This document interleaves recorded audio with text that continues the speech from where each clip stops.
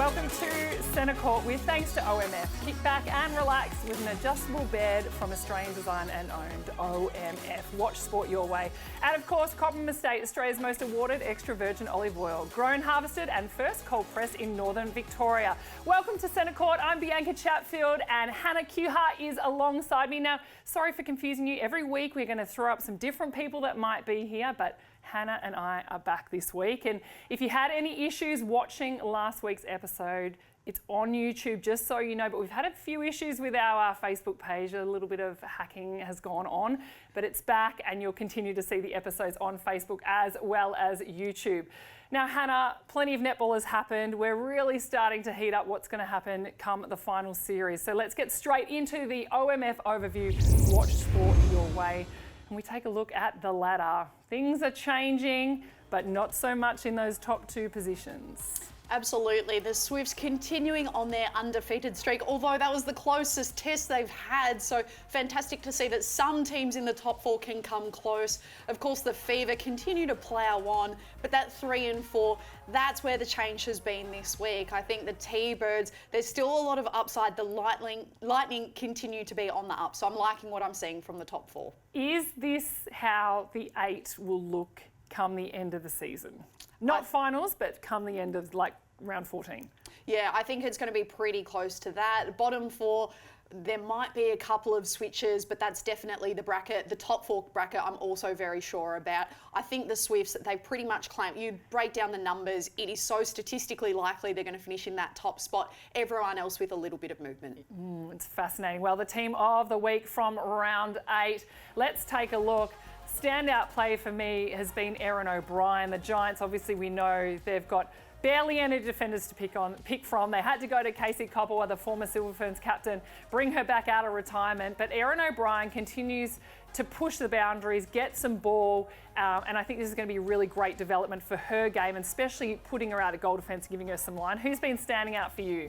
Well, B, I was actually thinking maybe you'd be getting a call up to this team of the week. Maybe you'll be donning the orange next week. I'll quick get in the gym. I need to do some work first. No, but the player that caught my eye was Hannah Petty. She had a career-high 104 Nissan net points this week, a career-high 31 feeds and an equal second most 19 assists. So even though she's been at the T-Birds for 10 seasons, she keeps doing new things and adding new weapons to her game. So I love seeing her get that opportunity and do so much with it. And guess what? We've got Hannah Petty coming up. Well, that was the OMF overview. Kick back and relax with an adjustable bed from Australian designed and owned OMF. Watch sport your way. Now, as always, we love to bring you a guest. Today, we are joined by Adelaide Thunderbirds player and captain, Hannah Petty. Thank you so much for joining us today. Firstly, I want to ask you straight off the top, how have you recovered after the weekend? Because my goodness, that was the game of the year. Look, we've recovered well. It's a new week. Got the day off yesterday, but it definitely hurt we didn't get over the line against the Swifts when we had a 10-goal lead in the third quarter. But at least we've grown in belief and we know we've got the game plan that can match them. And there were so many exciting moments, especially that second quarter where you were plus 10. Talk to us, what went into getting that up by 10 second quarter, and then talk to us about the takeaways from that point onward. Yeah, I think the pleasing thing was what we were doing early in the first quarter definitely grew into the second, and the pressure we were able to build defensively. But then it was also just going back to basics and playing simple netball in our attack end, and when we have the ball, making sure we score from it. And yeah, it wasn't too much more than that from what we did in the first to the second. But obviously in the third, we let them back into the game with a few critical moments we didn't nail, and would probably change next time we come up against them. But yeah, I guess that's netball. We're always talking about, on commentary, obviously the Thunderbirds, brilliant last 2 seasons, and then we talk about, is the three-peat on, is it not on? But as a team, how different, or does it feel very similar to what happened the last couple of years and how you're working together, to problem solve as you go through these kind of pressure moments throughout the season? Biggest thing is you've got to learn a little bit on the fly, but we also can't expect it to feel the same as well. It's a new year. We can't be doing the same thing, otherwise we're not going to get the three-peat. So we've got to learn, we've got to grow, and that's what we've really been concentrating on, those areas we can improve in. It feels like there's so much to celebrate, always with the Thunderbirds, Hannah. And of course, Romilda Aitken-George hitting her 9,000 goal mark. Tell us, did you do anything special to celebrate the milestone? Well, I think the fact that Loz gave a perfect assist to her to get the 9,000 mark was super exciting, and it's a remarkable effort from her as on a personal level, and we definitely acknowledged it post-game, and yeah, I mean, it's crazy. She's shot 9,000 goals and still going strong. You know what else is crazy is I don't think we should be surprised, but Latanya Wilson and what she can do, she is phenomenal. I just fangirl her every single time I see her take the court. No matter what position she seems to play, she continues to dominate. Can you take us through what the last couple of years and her progression from you, like from your point of view, has been like for her? Because I remember coming over there and we filmed, you know, some defensive 101 with the Thunderbirds defenders, and Laddie was this quiet little girl that didn't really say too much, but when she spoke, you really like stood back and listened to her. But her game has grown, and the way she's directing the play and bringing the other defenders in, I'm just loving it. Yeah, and I think it's her just knowing her confidence out on the court, knowing what skills she brings. But the biggest admiration I can ever give to Laddie is the fact she always wants to learn. She's always looking at something new she can try, as is Tilly and Sham and Sana. But yeah, as a defensive duo, they're always thinking of little things they can come up against to get the attackers off the line. And she's just going to get better and better, and I admire her. I'm really lucky to be on this edge of the circle most of the times and watch her intercepts and just be in awe and hopefully be there for the crumbs. Well, I mean, I would say that you're doing all the hard work out the front, Hannah. I think you've got to take some credit for that. Thanks, B. I appreciate that. I remind her of that quite regularly. Speaking of learning, Hannah, you learn a lot about your teammates when you're on the road together, and the last 4 of your 5 matches have been away. Tell us, what have you learned about some of your teammates? Oh, I think you're always continuously learning on the road, and you're working out what players like to eat what and what superstitions different players have and how we can have fun off the court. But I think we've built such a strong connection previous to the last 4 weeks that it's just about making sure we do have fun whilst we're away, and I can't wait for Sunday to have 2 home games and get back in front of the Pink Army. Well, we really want to know some in-depth kind of what the Thunderbirds actually get up to, because we've heard from other clubs on centre court, and the Giants spoke about how they love trivia and they're always playing trivia games on the plains. And, you know, what are the Thunderbirds doing? What are you all doing as a group to, you know, the fun stuff that we don't often get to see? I think we always like to dress up before trainings during the week, and when we're on the road, it's whether we're having a games night. We did a Kahoot the last week in Sydney, where we got to know about not only us as players a little bit more. We did some deep diving into Facebook back in 2011 on our coaches. It was always fun to bring up those little moments, and it just brings some smiles and some embarrassing things to the face, I guess. Who had the most regrettable Facebook profile back in the day? Or honestly, it was a tough challenge between a few of the coaches and S&C staff and things like that. I don't want to throw anyone under the bus, but it's pretty bad. All right, for the second half of the season, this is where things really start to heat up. What, as a team, will you guys be focusing on, do you think, to try and, one, obviously lock in that top 4 position, but then hopefully take all the other teams on in the finals? I think the biggest thing for us is continuing to learn in the moment, not waiting for a timeout or a change to happen, but also just that consistency across the full 4 quarters. I think on the game, what let us down was a 2, 3, 5-minute chunk of the game, and we need to not let that happen during each quarter and not wait for a break to make the changes. And actually, a final one from me. Now, I know Tanya Obbs would hate me bringing this question up because I've seen her in the press conferences really shut it down quickly and say, we don't need to keep talking about Lucy Austin because she's under control. She's back in the reserves learning her craft and getting some more game time into her.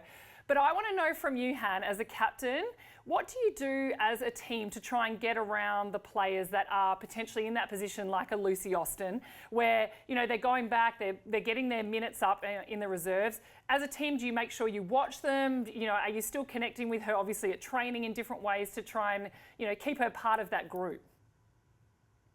Yeah, absolutely. We go and watch the Resi's girls in the Futures comp every week that we can. And I think the best thing about our team is everyone knows they've got a role to play and it looks a little bit different each week. But when you get that opportunity, you've got to take it with both hands because our environment is so competitive and you throw your arms around everyone and you just want everyone to be thriving. So whatever that environment needs to look like for that person, you try and create it. So when they're out on the training track, they are proving themselves to each coach and to each other so that we are really hungry and hunting for that position on the court. Well, we love your work. Hannah, thank you so much for joining us on Centre Court. All the best against the Giants this weekend and all the best for the rest of the season as well. Thanks for having me on. Time now for the good oil, thanks to Cobham Estate Australian Extra Virgin Olive Oil. Hannah, I don't know, I'm sure that you haven't missed this one, but someone who is going viral every single New South Wales Swifts game, that is the Mop Man, Patrick. He's causing more entertainment than anybody else out there on the court sometimes. I've never seen people so excited to see a volunteer get their moment in the spotlight, and as Patrick should. He's from Inner West Netball Association in New South Wales, a great volunteer for the Swifts and also a badged umpire. So when there's a bit of a debacle, he knows the right time and right place to inject himself as good umpires do. So we love the work of Patrick. May there be many more spillages for the Swifts. And do you know what? I'm going to pose this question to you, Hannah. You watch a lot of netball like I do. Do you ever think that potentially the mop's called out strategically as opposed to just when there might be some sweat on the floor? Absolutely. As a mid-quarter, I would be lying if I didn't say there were opportunities when you're feeling a bit out of breath just to say, oh, there might be one drop of sweat on the floor. And no doubt these players at the SSN are so intelligent. I'd be calling a mop time if I needed to have a debrief with my teammates or just a big breath of air. I reckon it's happening so much, especially in the second half of games. Keep an eye out as you keep watching Suncorp Super Netball because the mop is coming out an awful lot lately. Well, that was the good oil thanks to Cobham Estate, Australia's most awarded extra virgin olive oil, grown, harvested and first cold pressed in northern Victoria. Now, when we have Hannah Kuhar, she is the stats queen. When she's on our show, we make sure that we get her back for her super stats chat. Hannah, what have you got for us today? B, the number of the day is 2. That 2 symbolises the number of super shots, the number of 2-pointers that Shimona Jock put up on the weekend. Why this has caught my eye is because this year she shot 2 from 5 at super shot territory, the same number that she did for the entire season last year.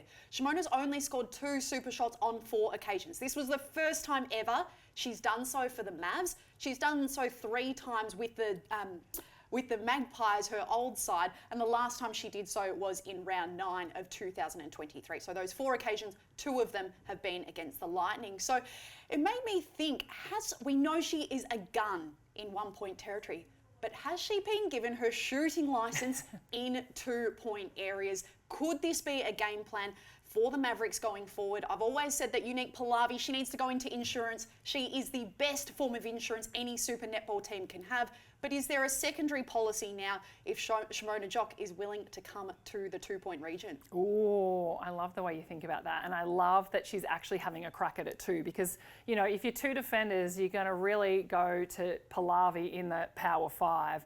And you just assume Jock will be standing under the post getting ready for the rebound. But if she can be dangerous too, the Mavs might get some extra wins in the second half of this season. It feels like so many of the matches that the Mavericks are playing at the moment come down to that power 5 where they have to go for the 2-point shot. And so if they believe in the strength of a Glasgow or a Pallavi under post to pull in the rebounds, maybe Jock can go for those super shots. Yeah, why can't Falanema, Grace Wecky, just put them all up? You guys can shoot, prove it now and become extra dangerous, especially in those attacking ends. We might see a super shot shootout maybe in the grand final. Who knows, between the 2 Jamaican shooter, well, 1 Jamaican shooter and Falanema, and I'm just assuming that Grace Wecky will be in there too.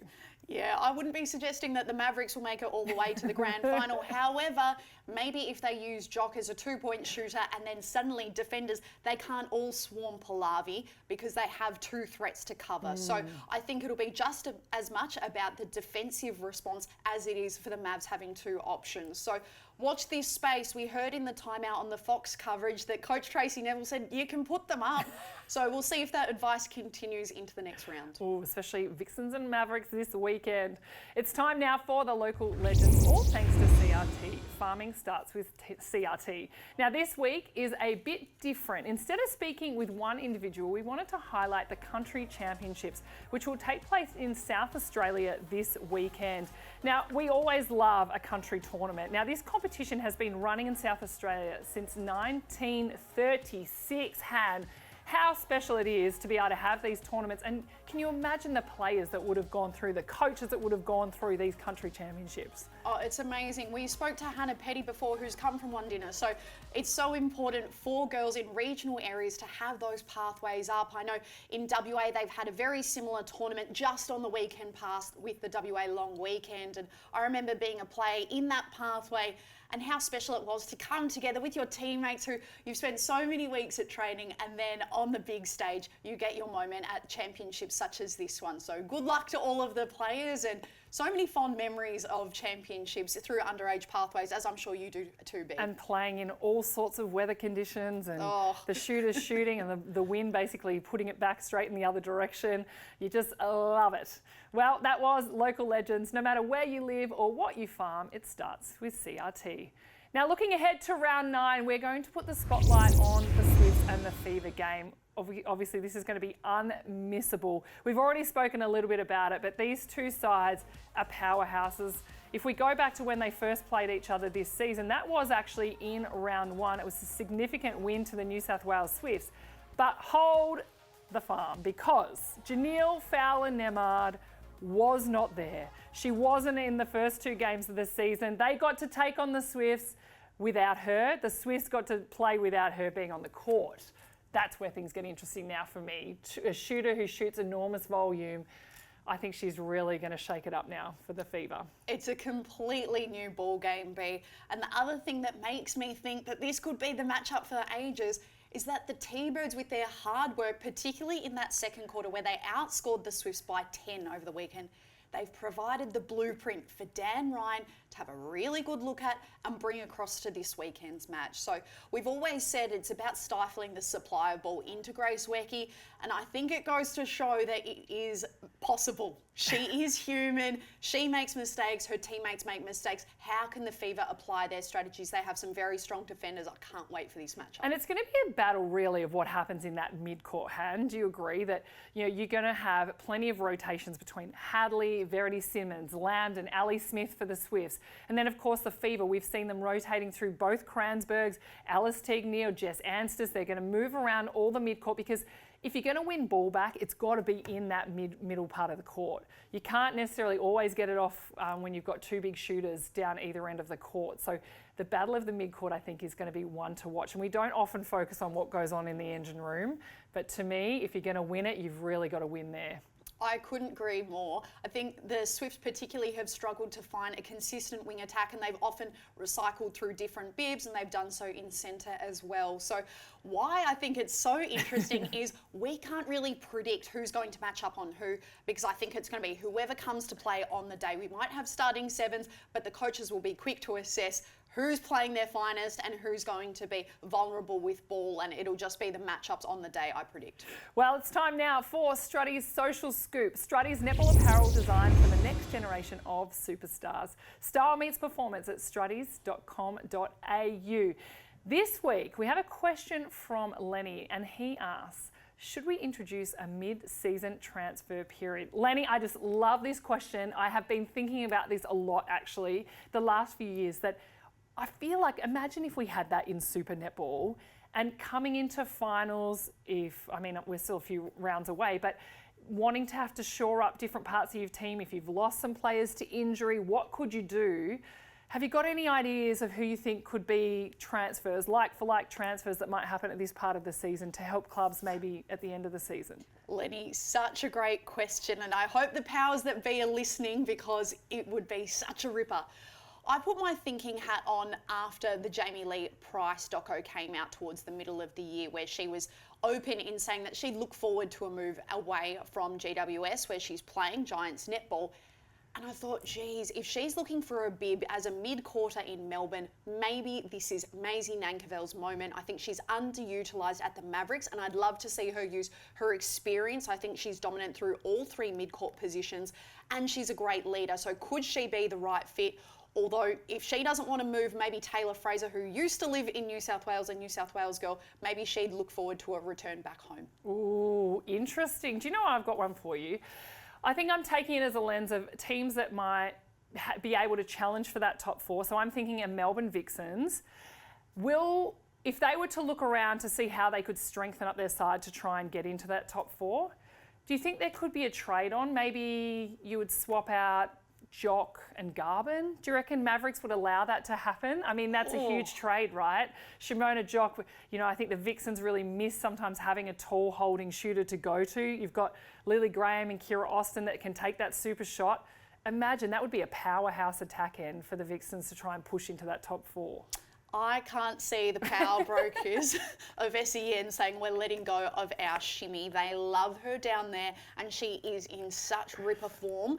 Maybe the Vixens would like to have Shimmy come across, but I don't know whether the Mavericks would be so eager to let her go. And we've got to be realistic because, I mean, what money would be available to do these trades when you've got to have a salary cap to keep it all under?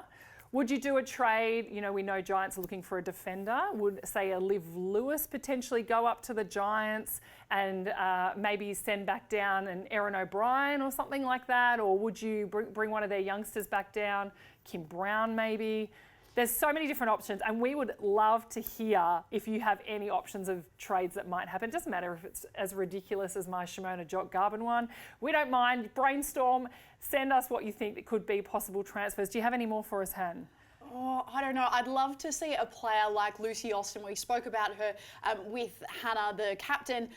And I'd love to see her get an opportunity because she hasn't suited up with the Firebirds and I think she is too good of a player to be keeping in the reserve. So could someone look for a secondary or maybe primary goal shooter option and get Lucy Austin? Maybe that's the tall holding shooter for the Vixens. Oh, maybe. Just to mix it up down there. I know I'm focused on the Vixens right now, but that was more because I feel like they're, out of all the teams, they're probably the only team I reckon that's going to potentially challenge for a top four position. It's going to be tough for them though, but probably.